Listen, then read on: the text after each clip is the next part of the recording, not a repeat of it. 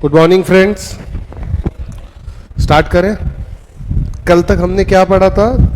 Short run का average cost, short run average cost अपने पढ़ा था, और साथ में अपन ने ये भी पढ़ा था, वो 4 कर्व देखे थे, मिक्स किए थे एक साथ।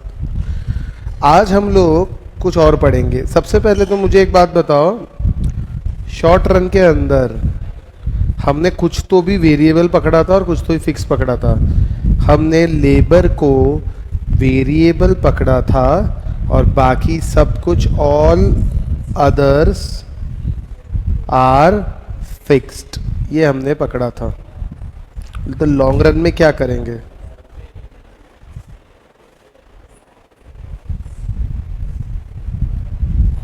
लॉन्ग रन में ऑल फैक्टर्स आर वेरिएबल। मैं 3 अजम्पशन लेता हूं, 3 फेजेस बनाता हूं।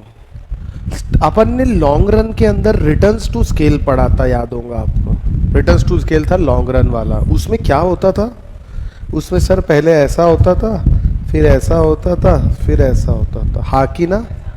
इसको हम बोलते थे स्टेज 1, इसको बोलते थे स्टेज 2, इसको बोलते थे स्टेज 3। ये था लॉ ऑफ क्या? इंक्रीजिंग था ना बेटा, डिक्रीजिंग क्यों बोल रहे हो? इंक्रीजिंग रिटर्न्स, ये कांस्टेंट रिटर्न्स, और ये डिक्रीजिंग। ये पढ़ा था, ये याद है सबको? हाँ। अब मेरी बात ध्यान से सुनना, सिंपल सवाल का जवाब। रिटर्न अगर बढ़ रहे हैं, यानी प्रॉफिट बढ़ रहा है, फायदा हो रहा है, तो कॉस्ट का क्या होता होगा? क्यों बढ़ रहे होंगे ये रिटर्न? क्योंकि कहीं ना कहीं हमारी सर कॉस्ट कम हो रही है। कांस्टेंट है मतलब कॉस्ट ना बढ़ रही है ना कम हो रही है, और डिक्रीजिंग मतलब कॉस्ट बढ़ रही है, इसीलिए हमारे रिटर्न कम हो रहे हैं। हाँ कि ना? मानते ये? चलो ठीक है।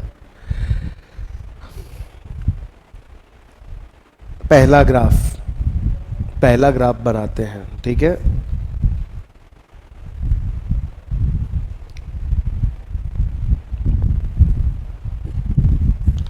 पेज नंबर कौन सा है एक बार बताना, जहां पे लॉन्ग रन डिमांड कर्व है? 3.35 सबके सामने है long run demand curve.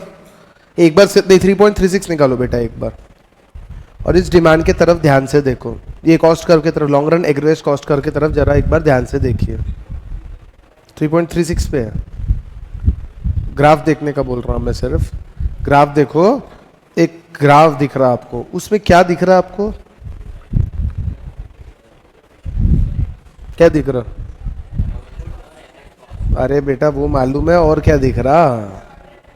SAC और LAC। SAC कितने हैं? 1 2 3 4 5 6 7 short run average cost curve है, और एक बड़ा long run average cost curve दिख रहा है। इसका मतलब क्या होता है?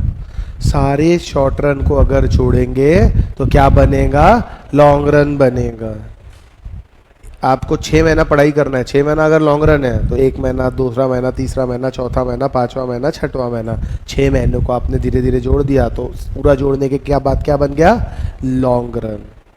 लेकिन इस कहानी में एक ट्विस्ट है। कैसा ट्विस्ट? बताता हूँ। देखिए, ये मेरी short run average cost SAC1। एक सेकेंड,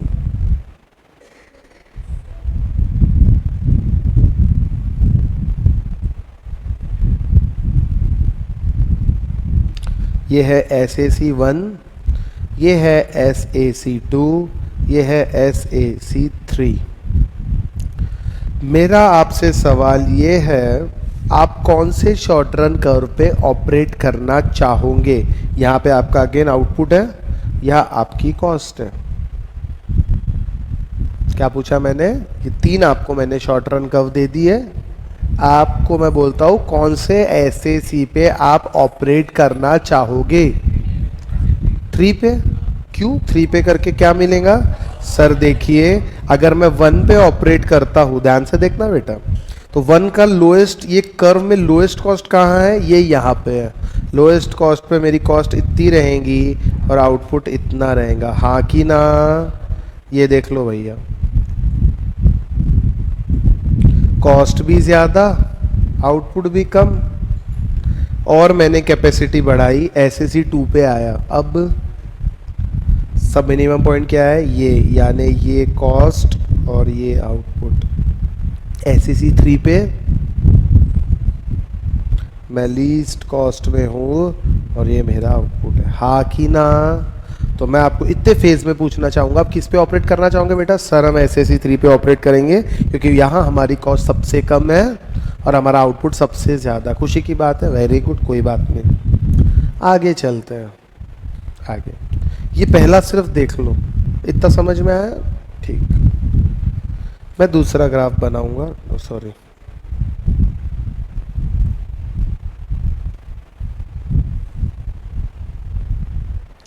वही अगेन आउटपुट वैसा क्या वैसा। अब मैं 2 एसएससी और बनाता हूँ।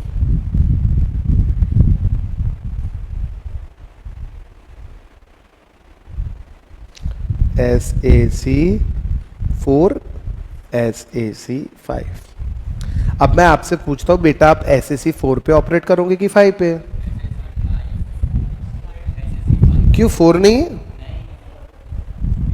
क्यों नहीं सर? अगर हम 4 पे ऑपरेट करते हैं, कॉस्ट उतनी ही लग रही है, आउटपुट इतना निकल रहा है। अगर 5 पे ऑपरेट करें तो ज़्यादा बेटर है, उतने ही कॉस्ट में थोड़ा ज़्यादा प्रोडक्शन होगा, प्रोडक्शन ज़्यादा करेंगे तो सेल ज़्यादा करेंगे, सेल ज़्यादा करेंगे तो प्रॉफिट मिलेगा कि नहीं मिलेगा? क्यों भाऊ, सही बात है ना? ठीक है, तीसरा बनाता हूँ। हालांकि इतना डिटेल में बताने की ज़रूरत नहीं है, लेकिन समझ लो, अच्छा रहेगा आगे के लिए।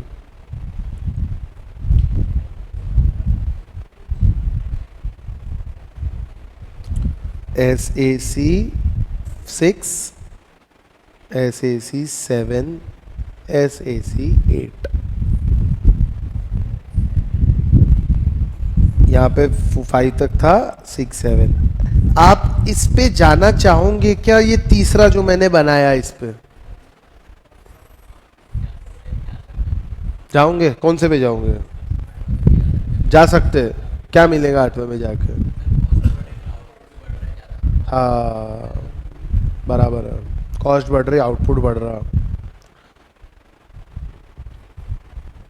Very good. लेकिन कॉस्ट बढ़ रही, आउटपुट बढ़ रहा है, तो उसका फायदा कुछ मिलेगा क्या? फायदा तो तब मिलता है जब कॉस्ट कम होए और आउटपुट बढ़े। आउटपुट बढ़ रहा, कॉस्ट बढ़ रही है। आउटपुट यूनिट्स के टर्म्स में बढ़ रहा है, कॉस्ट रुपीस के टर्म्स में बढ़ रही है। आपके प्रोडक्ट का प्राइस तो वही है, कॉस्ट बढ़ेंगी तो आपके रिटर्न्स कम होंगे कि बढ़ेंगे? अरे पहले आप 100 रुपए का कोई प्रोडक्ट बेचते थे और अभी भी 100 रुपए का ही बेच रहे हो। पहले 90 रुपए कॉस्ट लगती थी, अब 100 रुपए लग रही है या 105 लग रही है, लेकिन सेलिंग प्राइस तो वही का वही है ना। जाओगे क्या आगे? बोलो भैया, वो रिटर्न्स टू स्केल याद करो, डिक्रीजिंग रिटर्न पे जाते क्या? ये आ गया डिक्रीजिंग रिटर्न, अब कॉस्ट बढ़ रही है, रिटर्न कम हो जाएगा भैया। मैं ज़्यादा से ज़्यादा SAC 5 पे जाऊंगा क्योंकि कॉस्ट सेम थी। SAC 6 पे जैसे ही गया, ये थोड़ा ऊपर आ गया, वापस SAC 5 पे चले जाऊंगा चुपचाप। SAC 8 पे आप तब जाओगे जब आपका सेलिंग प्राइस भी कॉस्ट बढ़ने के साथ आप सेलिंग प्राइस भी बढ़ा सकते हो। अगर आप इनइलास्टिक प्रोडक्ट में डील कर रहे हो कि कितना भी भाव बढ़ा दो कोई असर नहीं पड़ने वाला, डिमांड उतनी च रहेंगी, तो ज़रूर आप SAC 8 पे जा सकते हैं, भाव बढ़ा दो। लेकिन ज़रूरी है, मैंने बोला इलास्टिक है कि इनइलास्टिक है? नहीं तो जनरली प्राइस बढ़ाने से डिमांड कम हो जाती है, तो ज़्यादा आउटपुट किसको बेचोगे फिर?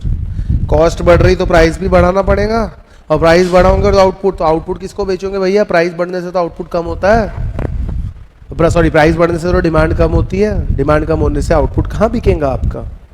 उल्टा प्राइस कम करना पड़ेगा ज़्यादा आउटपुट बेचने के लिए, तो नुकसान है। समझे तीनों? अब यहाँ पे ध्यान दो,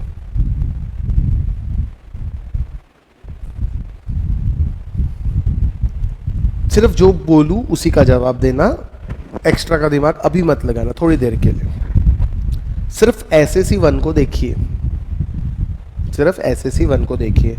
SAC1 का मिनिमम आउटपुट कहाँ पे है? G पॉइंट है कि कुछ और है? मैं सॉरी, मिनिमम आउटपुट नहीं, मिनिमम कॉस्ट G है कि कुछ और है?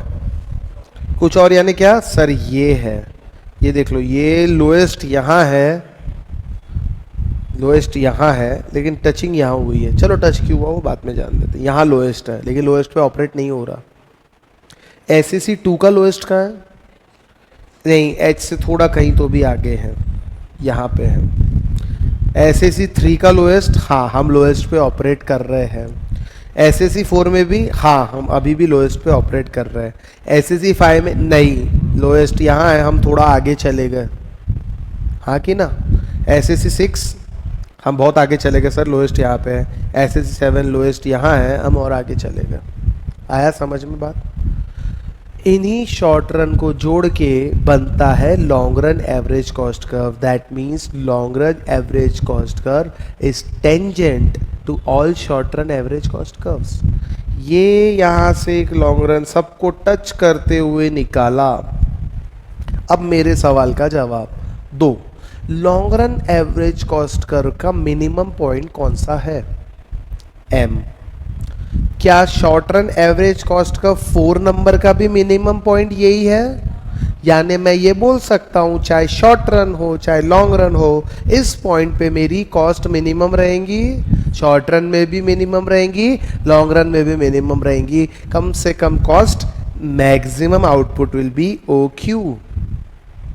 इसके अगर आगे जाऊंगा तो कॉस्ट मेरी बढ़ते जाएंगी, यानी मैं आउटपुट बढ़ने से क्या होगा? प्राइस तो सेम है ना, प्राइस थोड़ी बदल रहा मैं। प्राइस बढ़, प्रॉफिट कम होगा कि नहीं होगा मेरा? और अगर प्राइस बढ़ा दूंगा तो डिमांड कम हो जाए, डिमांड कम हो जाएगी, डिमांड कम होगी तो नया आउटपुट थोड़ी बिकने वाला। तो मैं कहाँ ऑपरेट करूंगा? M पे। अब ये सर कैसे आया? ये बेटा ऐसे आता है कि जो फर्स्ट केस है आपका, फर्स्ट केस यानी ये जो यहाँ अभी देखा अपन ने 3 केस देखे हैं। फर्स्ट केस में क्या हो रहा है सर? मैं जैसे जैसे मेरी कैपेसिटी बढ़ाते जा रहा हूँ, SAC1 से SAC2 पे आ रहा, 3 पे आ रहा, मेरी कैपेसिटी बढ़ रही, मुझे इंक्रीजिंग रिटर्न्स टू स्केल का फायदा मिल रहा है। Increasing returns to, short run में इंक्रीजिंग रिटर्न था, फिर डिमिनिशिंग था, फिर नेगेटिव था। नेगेटिव तो समझ में आता है भैया, तीसरा अपन ने देखा ये नेगेटिव है, ये तो नेगेटिव हो रहा है, इसमें रिटर्न हमारे कम हो रहे हैं। इसमें है डिमिनिशिंग, आउटपुट बढ़ रहा है लेकिन उतने रेट से नहीं बढ़ रहा। और ये है आपके इंक्रीजिंग रिटर्न। कॉस्ट कभी भी कम होती है मतलब रिटर्न बढ़ते हैं। ये फर्स्ट फेज है। यानी मान लीजिए मैंने लेबर और कैपिटल यहाँ अगर 100% लगाया होगा तो मेरा जो टोटल प्रोडक्ट है वो 120% का जंप मारेगा, फायदा ज्यादा मिलेगा। यानी इसको इकोनॉमीज ऑफ स्केल बोलूं कि डिस इकोनॉमीज ऑफ स्केल बोलूं? ये इकोनॉमीज ऑफ स्केल का बेनिफिट है, डिस इकोनॉमीज नहीं है। इसके बाद क्या होगा? सेकंड, इसमें कांस्टेंट रिटर्न। लेबर कैपिटल अगर 100% लगाया होगा तो टोटल प्रोडक्ट कितना मिलेगा? 100 ही मिलेगा, ज़्यादा नहीं मिलेगा। यानी ये क्या हो गई? ना ये इकोनॉमीज है ना ये डिस इकोनॉमीज है, दोनों इक्वल है। इकोनॉमीज मतलब फ़ायदा, डिस इकोनॉमीज मतलब नुकसान। और तीसरा अगर बोलूँ मैं तो क्या है ये? यहाँ पे अगर लेबर कैपिटल में 100% लगाता हूँ तो मेरे को टोटल प्रोडक्ट कितना? 80% ही मिलेगा, फ़ायदा नहीं हो रहा। तो ये है इकोनॉमीज ऑफ स्केल है कि डिस इकोनॉमीज ऑफ स्केल है? ये है डिस इकोनॉमीज ऑफ स्केल। हाँ कि ना? हाँ। अब आ जाओ इस पे, ये आपकी एवरेज कॉस्ट आउटपुट। ये समझ आया आपको लॉन्ग रन एवरेज कॉस्ट का? यानी मैं ये शॉर्ट रन को जोड़ा, इस शॉर्ट रन पे अगर मैं ऑपरेट करता हूँ तो बेटा मैं मिनिमम कॉस्ट पे नहीं हूँ, तो मैंने क्या किया? कैपेसिटी नहीं लगाई या आगे बढ़ा मैं थोड़ा, मैंने ये शॉर्ट रन ड्रॉ किया। ये शॉर्ट रन में भी मिनिमम कॉस्ट यहाँ आती है, आप मिनिमम कॉस्ट पे नहीं हो, ठीक है। ये शॉर्ट रन पे जरूर मैं मिनिमम कॉस्ट पे हूँ, बट और एक शॉर्ट रन कर पॉसिबल है जिसमें मिनिमम कॉस्ट है और लॉन्ग रन एवरेज कॉस्ट सबसे नीचे उसी के अंदर है। इस पॉइंट पे, M पॉइंट पे, शॉर्ट रन में बोलो या लॉन्ग रन में बोलो, मेरी कॉस्ट सबसे कम है और मेरा क्वांटिटी ऑफ आउटपुट सबसे ज़्यादा है। कॉस्ट सबसे कम, आउटपुट सबसे ज़्यादा।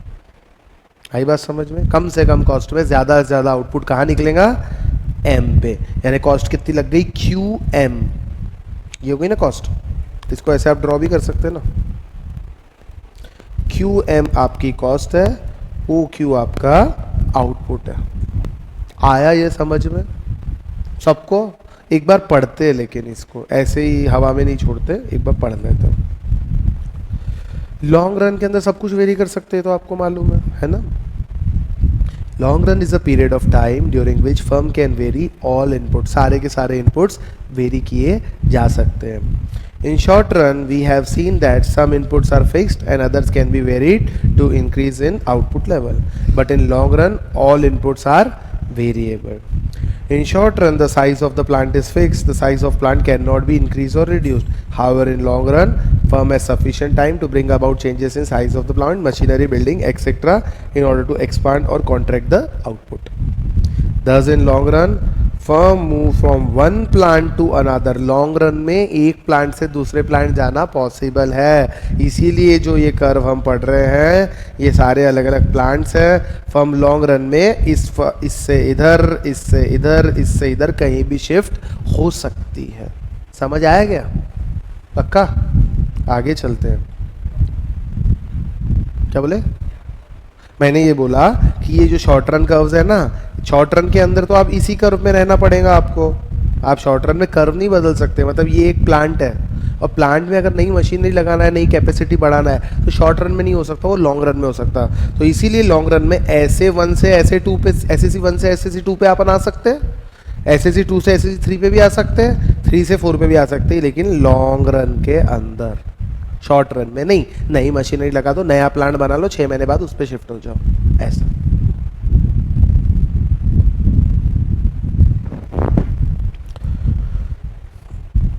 The long run average cost curve shows minimum possible average cost for producing various level of output. अब इसके अंदर फॉलोइंग फिगर देखिए और इस फिगर के अंदर सब कुछ लिखा है और ये हम लोग देखते हैं, ठीक है?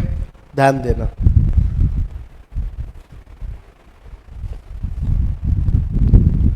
In the above figure, a smooth long run average cost curve has been shown, which has been labeled as LAC. ये LAC आपका long run average cost curve है।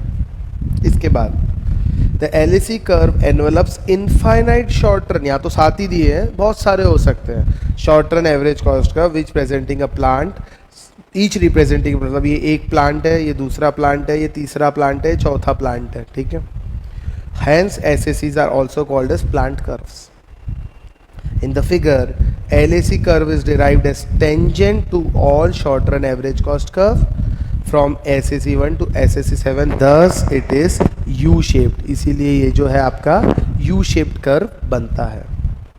In long run curve, a firm can produce particular output by building a relevant size of the plant and operate on corresponding SAC. Long run में सब कुछ possible है, तो long run में कौन से SAC पे ऑपरेट करना चाहूँगा मैं? जो मुझे सबसे सस्ता पड़ रहा है। कौन सा पड़ रहा है? SAC 4, यानी मैं अच्छा एडवांस टेक्नोलॉजी वाला प्लांट बना लूँगा SAC 4, जो उसमें कॉस्ट सबसे कम पड़ रही है और मैं उस पर लॉन्ग रन में ऑपरेट कर सकता हूँ। आगे जाऊँगा क्या? नहीं, आगे एक बार चला भी गया तो मैं वापस पीछे आ जाऊँगा, नहीं जाऊँगा आगे।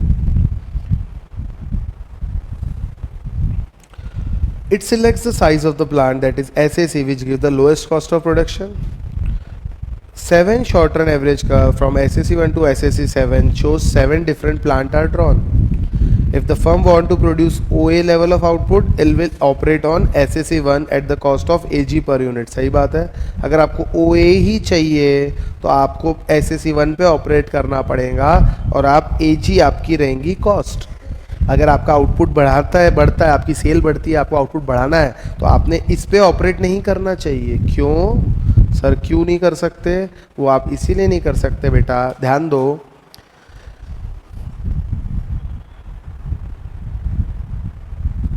मान लो थोड़ी देर के लिए कि आपका आउटपुट OA है, अब आपको OB आउटपुट की ज़रूरत है, आपका सेल बढ़ गया, लेकिन आप नया प्लांट नहीं लगा रहे, आप सोच रहे पुराने में ही ऑपरेट कर लेते ना, देखते क्या होता है। तो अगर आप इस क्वांटिटी में पुराने SAC पे ऑपरेट करोगे तो देखो क्या होगा, यहाँ से यहाँ, यहाँ, यहाँ, यहाँ, ये यहाँ जाके रुकेगा, हाँ कि ना?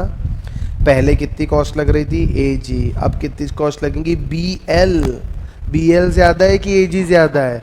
BL ज़्यादा है, यानी ज़्यादा आउटपुट बना तो दिया लेकिन कॉस्ट बढ़ गई। कॉस्ट कम करने के लिए क्या करना पड़ेगा सर? नया प्लांट डालना पड़ेगा। नया प्लांट मतलब एसएससी 2 पे आना पड़ेगा। एसएससी 2 पे आएंगे तो कॉस्ट क्या लगेंगी? BH, जो AG से कम है। आई बात समझ में? कैपेसिटी बढ़ानी है तो प्लांट की कैपेसिटी बढ़ानी पड़ेगी। समझ में आई बात? इसके बाद ऐसे ही सब आगे तक होगा, जो बोला वैसे आगे होता रहेगा। If the firm similarly firm wants to produce OB level of output with SSC1, it will cost more than BL. So firm has to produce OB output which have to increase the size of the plant and operate with SSC2 where the cost per unit is less, that is BH per unit. Thus अब आती है काम की line. Larger output can be economically produced, that is at low cost, with bigger plant, and small output can be economically produced at lowest cost with smaller plant। अरे sir आपने ये तो बता दिया कि आउटपुट बढ़ेगा तो आपको प्लांट आगे शिफ्ट करना पड़ेगा। मान लो आउटपुट नहीं बढ़ता है और मैं प्लांट SSC 2 पे रखता हूँ तो चलेगा क्या? क्या बोला मैंने? मैं आउटपुट नहीं बढ़ाता हूँ, सॉरी आउटपुट बढ़ा देता हूँ। OA अगर मेरा आउटपुट है तो OA आउटपुट पे आपकी अभी कॉस्ट क्या है बेटा? AG, SSC1। आपका आउटपुट अभी भी OA है और आपने ज़बरदस्ती SSC 2 नाम का प्लांट बना लिया, ज़बरदस्ती मशीन लगा दी, बना लिया, और आप बोलते नहीं SSC 2 पे चले जाते हैं। आउटपुट नहीं बढ़ा, आउटपुट OA ही है। अब क्या होगा? आप कौन से कर्व पे हो? SSC 2 पे। लो इसको बढ़ाता हूँ, ये आपका SSC 2 कर्व है और आप अभी भी OA लेवल ऑफ आउटपुट पे हो। आपने आउटपुट नहीं बढ़ाया तो क्या होगा?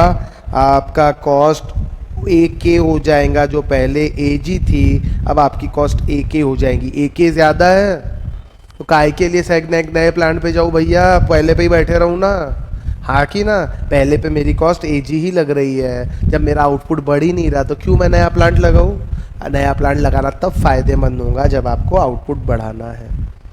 और लॉन्ग रन इसलिए देखते कि कहाँ तक जाना।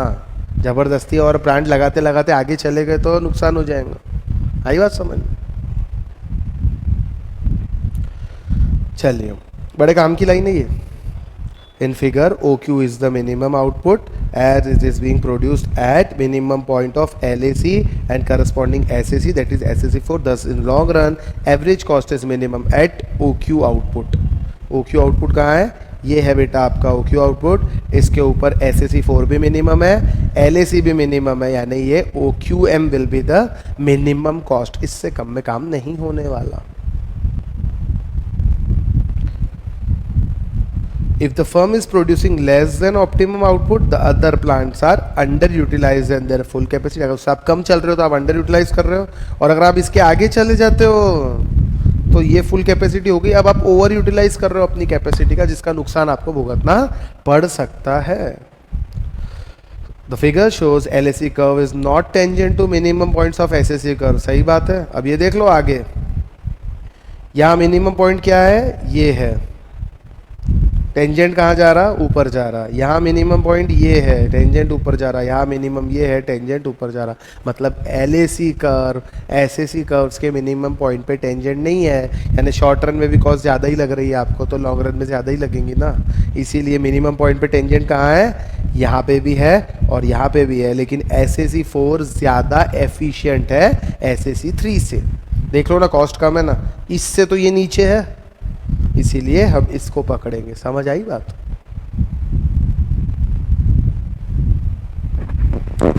अच्छा, इसको planning curve LAC curve is sloping downwards, it is tangent to falling portion of SSC।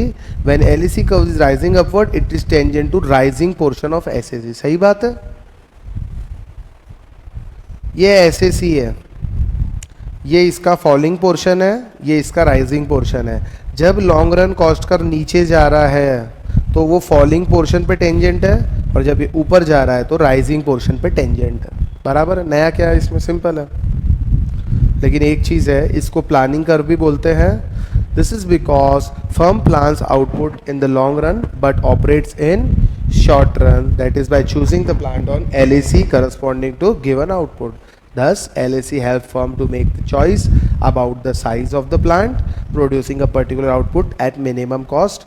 However, modern firms face L-shaped cost curve. L-shaped मतलब ऐसा के ऐसा, इसमें क्या होता होगा? कुछ नहीं, सीधा एक मिनिमम पॉइंट आ जाता है। एक ही प्लांट हम बनाते हैं, ये देखिए जैसे शॉर्ट रन प्लांट जो रहते हैं ना, अभी ये कर्व जो है आपका LAC कर्व, ये ऐसा गया था, है ना, इसको एल शेप बनाया तो प्लांट एक ही है, उसी की कैपेसिटी हम चेंज करते जा रहे हैं और उसी पे हमने मिनिमम कॉस्ट लेकर आ, क्योंकि आजकल नया प्लांट डालना इतना आसान नहीं रहता है, इसीलिए हम उसी प्लांट के ऊपर LAC चेंज करते जा रहे हैं। आजकल मॉडर्न डेज में ऐसा मिलता है, लेकिन एग्जाम में आपके ये नहीं आएगा, क्योंकि ऐसा कुछ सिलेबस में आपके है नहीं, आपके सिलेबस में यही है। तो अपने को क्या ध्यान में रखना है? यही ध्यान में रखना है, ठीक है। चलिए, अब मेरा सवाल ये, क्यों ये LAC कर्व यू शेप्ड है? क्या सवाल है? LAC कर्व यू शेप्ड है क्या? LAC कर्व, ये देखो ना बेटा, ये यू शेप्ड है, ऐसा यू शेप्ड। क्यों है यू शेप्ड?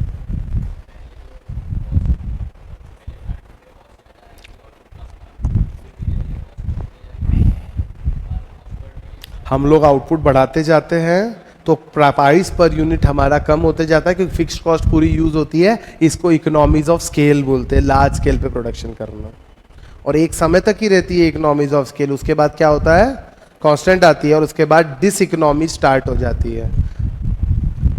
पहले पोर्शन में देखिए, पहले पोर्शन में कॉस्ट कम होती जा रही है, आउटपुट बढ़ते जा रहा है, यानी मैं इकोनॉमीज ऑफ स्केल में ऑपरेट कर रहा हूँ। इस पे आ गया इक्वल, और इसके बाद क्या हुआ?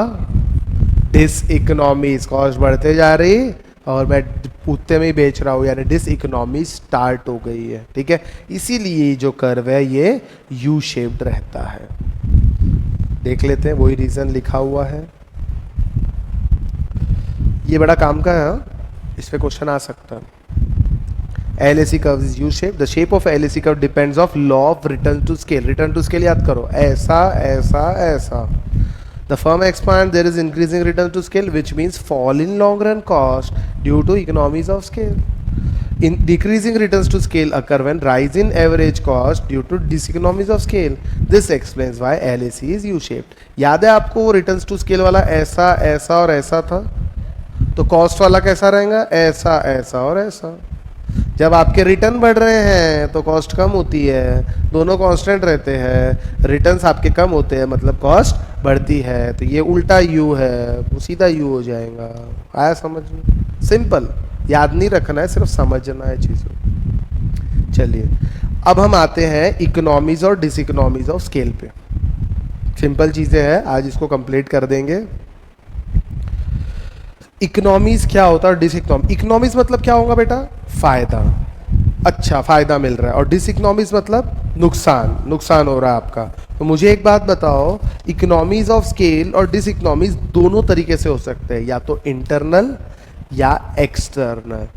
जैसे अपन बीमार होते कई बार इंटरनल के कारण बीमार हो जाते हैं, अंदर की फंक्शनिंग बिगड़ जाती, और कई बार एक्सटर्नल हमको कुछ हो जाता है, एक्स्ट्रा जैसे मच्छर ने काट लिया, एक्सटर्नल, तो एक्स के कारण हमको डिसइकोनॉमीज हो जाती है, हम बीमार पड़ जाते हैं। वैसे ही यहाँ पे इंटरनल एक्सटर्नल दोनों रहता है, ठीक है। अभी दोनों हम कर तो सकते हैं, कंप्लीट कर ले, कंप्लीट आज इसको कंप्लीट करके, ताकि हम कल मल्टीपल चॉइस क्वेश्चन पे हम आ जाते हैं।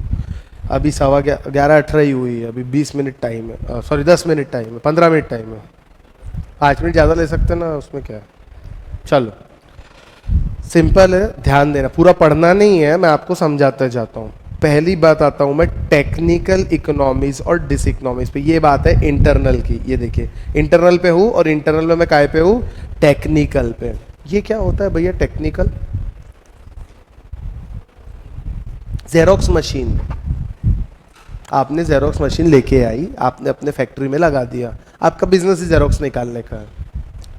आपके पास पहले मशीन थी, जो पहले की मशीन याद है, 10-15 साल पहले की जेरोक्स मशीन, ऐसा ऐसा करते रहो, एक एक पेज डालो, जेरोक्स निकालो, धीरे धीरे टर। नहीं, अभी बहुत एडवांस्ड आ गई, कोई अच्छे जेरोक्स वाले क्या जाना, कैनन की एक से एक मशीन आ गई भैया, कुछ नहीं, वो ऐसा ही पड़े रहने देते और धड़ धड़ धड़ धड़ करते रहते दोनों हाथ। अब जिसके पास पैसे नहीं हो, पूरा नहीं चला रहा बेचारा, ऐसा है।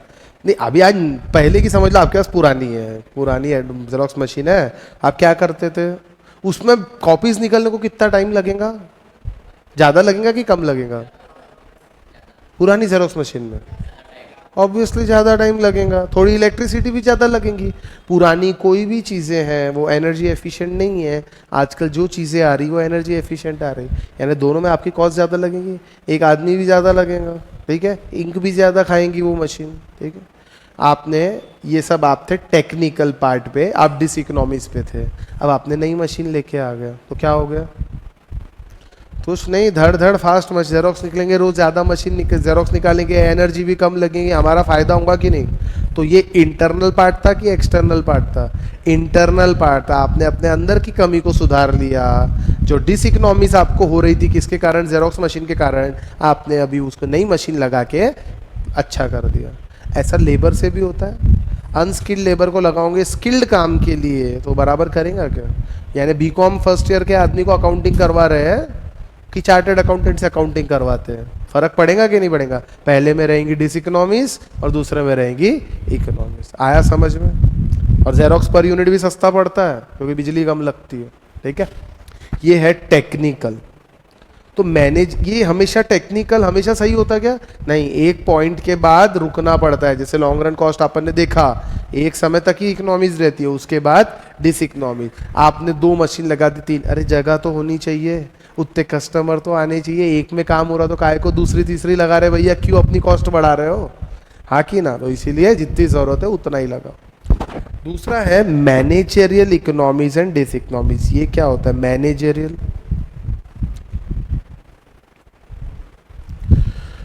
चलो इसका एग्जांपल देते हम, Maruti Suzuki limited. Simple, Maruti क्या करती है? कार बनाती है। तो मान लो 4 डिपार्टमेंट है उसके अंदर। एक है मान लीजिए प्रोडक्शन डिपार्टमेंट, एक है सेल्स डिपार्टमेंट, एक है मार्केटिंग डिपार्टमेंट, एक है आफ्टर सेल्स वाला डिपार्टमेंट,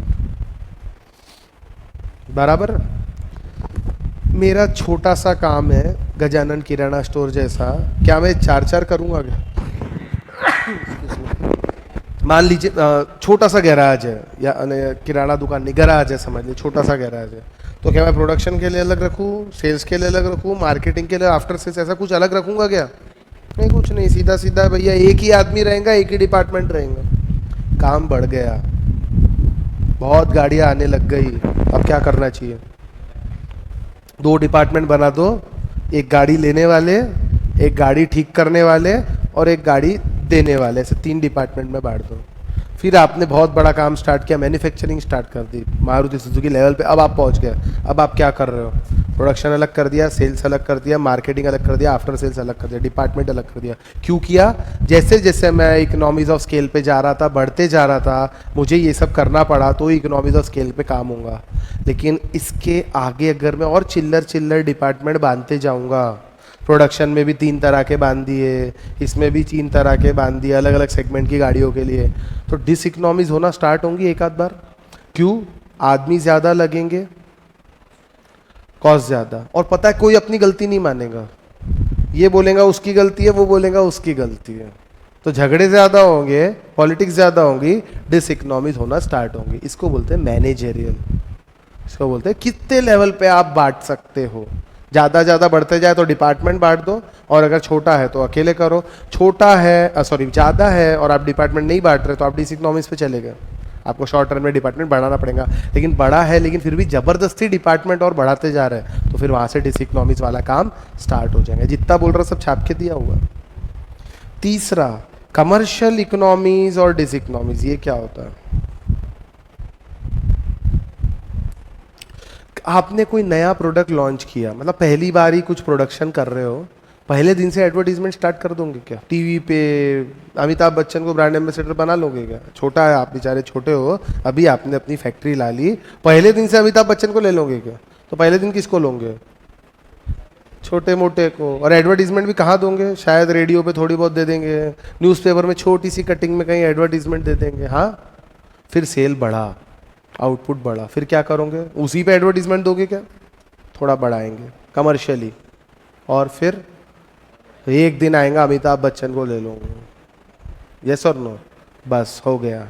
इसके आगे अगर आपका आउटपुट नहीं बढ़ सकता और अमिताभ बच्चन के ऊपर और कोई है, उसको आप लगाते, रॉजर फेडरर को लेके आते, तो कुछ फायदा मिलेगा क्या आपको? नहीं मिलेगा। यानी आपको ये देखना है कि आपकी जो ये एडवर्टाइजमेंट कॉस्ट, जितना आपका आउटपुट निकल रहा है पर यूनिट, आपका प्रोडक्ट का सेल एब्जॉर्ब कर पा रहा कि नहीं कर पा रहा। आई बात समझ में। मान लीजिए आपकी एडवर्टीजमेंट कॉस्ट, आपका total production advertisement cost 10 lakh रुपया आती है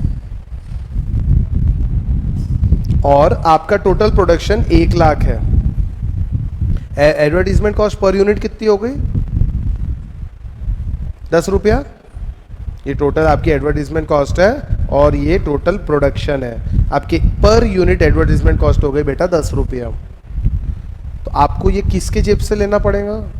कस्टमर के। अपने जेब से थोड़ी देता कोई, कस्टमर की जेब से लेना पड़ेगा कि नहीं लेना पड़ेगा। यानी प्रोडक्ट में 10 रुपए ऐड करने पड़ेंगे कि नहीं करने पड़ेंगे। प्रोडक्ट में 10 रुपए ऐड करने से प्राइस कम होगा कि बढ़ जाएगा? बढ़ जाएगा। तो बिकना चाहिए ना प्रोडक्ट।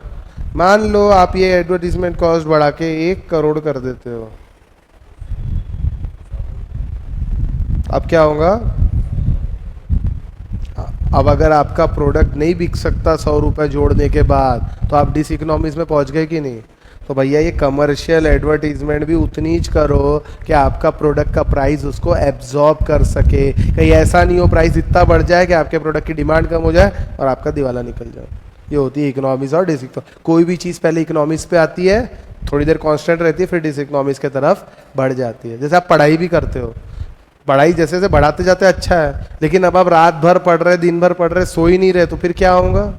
डिस इकोनॉमीज होंगी कि नहीं होंगी? समझ आया नहीं आया? लास्ट फोर्थ है financial economies and diseconomies. Financial क्या होता? फाइनेंशियल क्या होता? चलो बताता हूं। आपको कोई प्रोजेक्ट डालना है और उसके लिए आपको 100 करोड़ रुपए की जरूरत है। कहाँ जाओगे? पैसे नहीं है आपके पास। 10 करोड़ रुपए आपके पास, 90 करोड़ रुपए के लिए कहाँ जाओगे? बैंक के पास जाओगे। बैंक को बोलोगे लोन चाहिए, बैंक प्रोजेक्ट देखेंगी, लोन दे देंगी, इंटरेस्ट रेट चार्ज करेंगी। मान लीजिए 10% बैंक इंटरेस्ट रेट चार्ज करती है। आपको हर साल बैंक को कितने करोड़ पहुंचाने हैं? 9 करोड़। बराबर है। ये क्या है? Cost of capital. आपने जो पैसा उधार दिया उसकी कॉस्ट। चलिए ठीक है, आपको 10,000 करोड़ की जरूरत है। काय के लिए ले रहे? कुछ खाली रखने के लिए तो नहीं ले रहे होंगे, कोई तो भी काम होगा इसीलिए ले रहे। पक्का? बैंक से ले लूं? कितना इंटरेस्ट लगेगा? 10%। हर साल बैंक को कितने देने पड़ेंगे? 1 करोड़। अरे यार क्या बात कर रहे हैं यार, महंगा पड़ गया। मैं एक काम करता हूं, नहीं पुराएगा बैंक से लोन लेना, पब्लिक इशू निकालो। 10,000 ले रहे तो हमारी कुछ हैसियत तो होंगी कि नहीं होंगी? Yes, public issue. Public issue का खर्चा मान लीजिए 100 करोड़ रुपए है। पब्लिक इशू में खर्चा लगता है, अंडर राइटर को कमीशन देना पड़ता है, बहुत कुछ खर्चा लगता है, पब्लिसिटी करनी पड़ती है हमारे शेयर्स की, और लोगों ने हमारा इशू पूरा सब्सक्राइब हो गया। अब हमारे पास कितने आ गए? 10,000 करोड़ रुपए आ गए। ये कभी वापस देना है क्या? नहीं। इस पे कुछ इंटरेस्ट देना है क्या? नहीं। कहाँ देना है? डिविडेंड देना है क्या? इच्छा है तो दो, नहीं तो मत दो। नहीं भी दिए तो कोई कुछ नहीं बिगाड़ सकता। पूरे पैसे आ गए। हर साल जो यहाँ 1,000 करोड़ रुपए जा रहे थे, जाएंगे क्या? नहीं। तो सर 100 करोड़ में पब्लिक इशू क्यों नहीं लाए? बेटा 100 करोड़ छोटी सी रकम है, 100 करोड़ का इशू लाते तो खर्चा भी 100 करोड़ का लग जाता ना। ये देखो ना, पब्लिक इशू लाने का खर्चा कभी भी फिक्स्ड रहता है, ध्यान रखना। 100 करोड़ का लोन लेना है और 100 करोड़ का खर्चा लगे तो क्या फ़ायदा फिर ऐसा काम करके। इसीलिए जैसे ही इकोनॉमीज़ की तरफ बढ़ गए, इकोनॉमीज ऑफ स्केल, लेकिन ये भी एक समय के बाद डिस इकोनॉमीज हो जाएगा, क्योंकि बहुत ज़्यादा पैसा पब्लिक देंगी क्या फिर आपको? आप बार बार पैसा लोगे तो पब्लिक क्या सोचेंगी? यार ये काय के लिए इतने पैसे ले रहा है, इसको क्या ज़रूरत है पैसे की? फिर आपके शेयर सब्सक्राइब नहीं करेंगे और शेयर्स की जो प्रेजेंट शेयर्स की वैल्यू है ये भी कम हो जाएगी। आई बात? कोई बार बार आपसे उधार मांगता तो आपके मन में क्या आता है? इसको कोई तकलीफ है? आता है कि नहीं आता? तो बार बार इन्वेस्टर से आप पैसे लेते रहोगे, पब्लिक इशू हर साल लाओगे, तो इन्वेस्टर क्या सोचेंगे? काय के लिए पैसे ले रहा है इतने, यानी इसको कोई तकलीफ है कि नहीं? चलिए लास्ट है risk bearing economies and diseconomies. ये क्या होता है? Risk bearing economies, diseconomies. मान ली वो ताज होटल मालूम है? ताज होटल पे अटैक्स हुए थे कुछ दिन पहले, 26/11। ताज होटल का कुछ बिगड़ा? वापस ताज होटल रिवाइव हो गया, रिस्क था, वो रिस्क उन्होंने वापस ओवरकम कर लिया, क्योंकि बहुत बड़े लेवल पे ताज ग्रुप ऑफ होटल्स बहुत बड़ा है। मान लो मेरा होटल रहता है वहाँ पे, जस्ट इमेजिन एक ही होटल है मेरा, और वो पूरा होटल खत्म हो जाता है, मैं क्या कर पाऊंगा? तो रिस्क बेयरिंग कैपेसिटी, ताज की रिस्क बेयरिंग कैपेसिटी बहुत ज़्यादा है, मेरी कुछ भी नहीं है, तो वहाँ पे अटैक्स हुए तो क्या हुआ? तो जब आपकी रिस्क छोटी है ना, तो आपने ज़बरदस्ती इकोनॉमीज ऑफ लार्ज स्केल पे नहीं जाना चाहिए, क्योंकि अगर उल्टा हुआ तो आप खत्म हो जाओगे। ताज ग्रुप ऑफ होटल कितनी भी रिस्क ले सकता है, हाँ, उनकी रिस्क बेयरिंग कैपेसिटी बहुत ज़्यादा है, इसको बोलते हैं रिस्क बेयरिंग इकोनॉमीज और डिस इकोनॉमीज। ठीक है, इसके बाद आते हैं बेटा एक्सटर्नल इकोनॉमीज पे। आज हम लोग रुक जाते हैं, नहीं होगा पूरा, ज़बरदस्ती बढ़ा के कोई मतलब नहीं है, फास्ट पढ़ाओ फिर कोई फायदा नहीं। एक्सटर्नल डिस इकोनॉमीज पे हम आएंगे, लेकिन सुनो, ये तो कल हो जाएगा अपना कंप्लीट, प्लस आप लोगों को साथ में मल्टीपल चॉइस क्वेश्चन भी करना है, कल घर से करके आना। कल घर, चलो आज यही रुकते हैं, बाय।